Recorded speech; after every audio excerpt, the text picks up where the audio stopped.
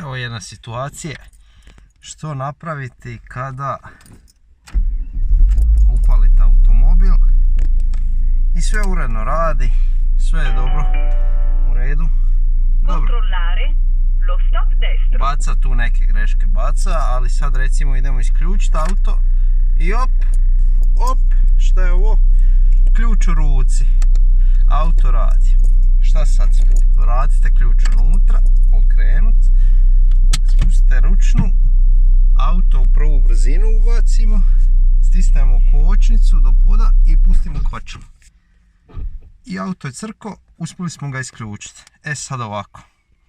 Sad je ovdje zapravo novi problem. Problem je što je auto ostao na kontaktu, jel? A pošto je auto ostao na kontaktu, ispraznit će vam se akumulator ako ga ostavite ovako. Jel, izvadimo ključ je vani, a i dalje je auto na kontaktu. U tom slučaju treba odspojiti akumulator. Znači trebamo odspojiti akumulator, inače bi povukli tu dolje ručicu, ali meni je puknuta sajla, pa ćemo onda tu ovako.